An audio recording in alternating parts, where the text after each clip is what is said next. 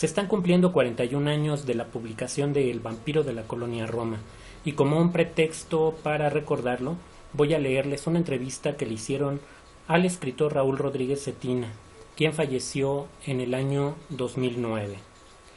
El vampiro de la colonia Roma fue publicada en el año 1979. Sin embargo, Raúl Rodríguez Cetina publicó su novela El desconocido en 1977. Ambas obras comparten ciertas características, como por ejemplo estar protagonizadas por sexoservidores, por lo que podríamos preguntarnos si acaso El desconocido influyó en Luis Zapata, si la novela de Cetina, de Rodríguez Cetina, le sirvió para construir a su vampiro. Y sobre esto Luis Zapata ha comentado lo siguiente: la verdad es que la leí después de escribir El vampiro, así que por ello no se puede decir que haya ejercido influencia alguna. Lo cierto es que hay temas que están como en el aire y uno puede coincidir con otro escritor, pero no hubo influencia, puesto que no la había leído antes de El vampiro. Otra característica que comparten es que en parte se basan en hechos reales. En el caso de El desconocido, Raúl Rodríguez Cetina llevó a la novela sus propias experiencias, y en el caso de El vampiro de la colonia Roma, Zapata entrevistó a Osiris Pérez Castañeda.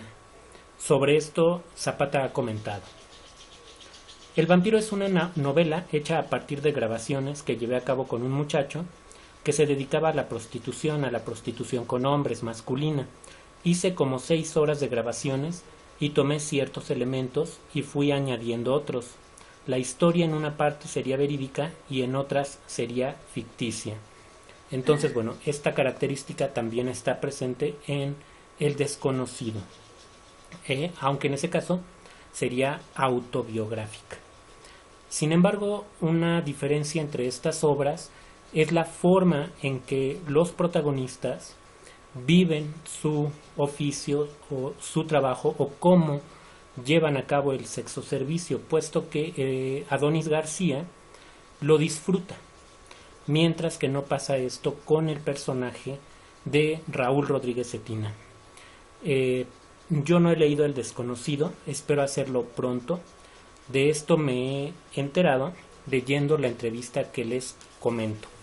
Esta apareció en la revista Generación, en el número 72. Es una entrevista corta y se las voy a leer. Y podemos comparar lo que él va diciendo con la forma en que Adonis García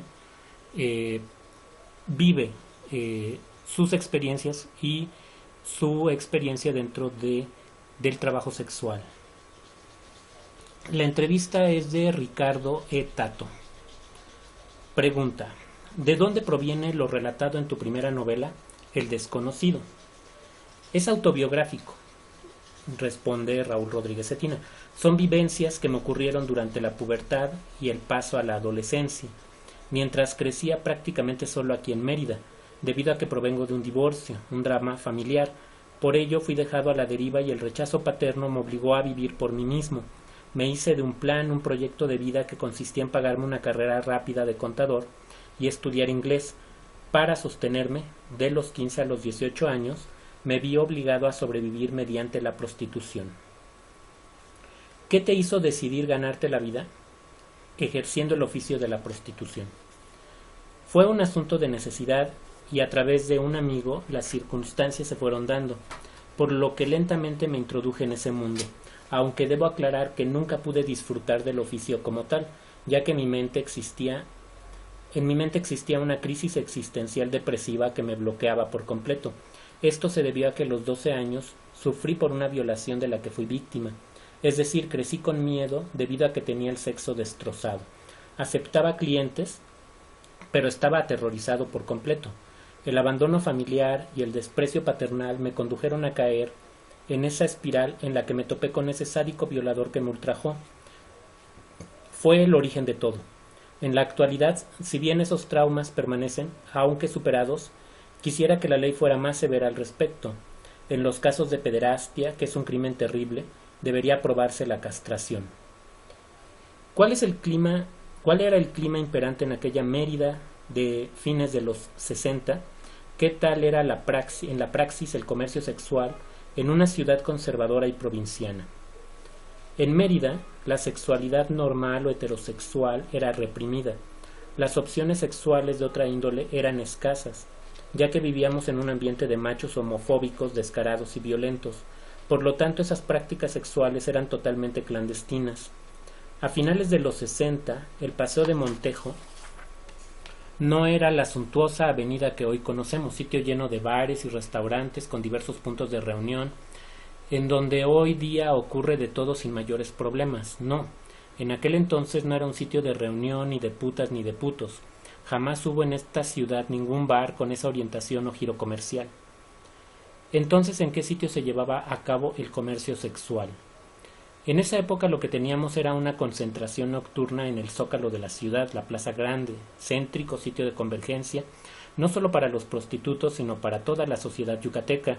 Sin embargo, eran otros tiempos y no había un descaro evidente, todo se hacía bajo el agua.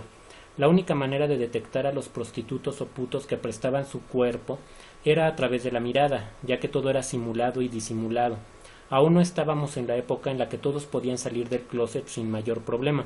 No obstante que ya existiera de manera velada un comercio sexual, en específico el homosexual, era muestra de que paulatinamente la diversidad empezaba a surgir, aunque fuera con un bajo perfil, pero allí estaba. El que quisiera y supiera buscar podía encontrar lo que deseaba. ¿Qué fue lo que viste y viviste en esas incursiones nocturnas? Yo era apenas un adolescente ingenuo, y muchos de esos recuerdos ya los he borrado de mi memoria. Estoy seguro que muchas cosas pasaban a mi alrededor que al momento no supe ver ni captar. Personalmente siempre evité entablar tratos con los clientes locales. Prefería extranjeros por la sencilla razón de que me pagaban en dólares. Lo poco que me dejó esa experiencia fue la práctica del inglés y haber viajado como acompañante a sitios de la Riviera Maya y del Caribe mexicano, tal como narré en El Desconocido.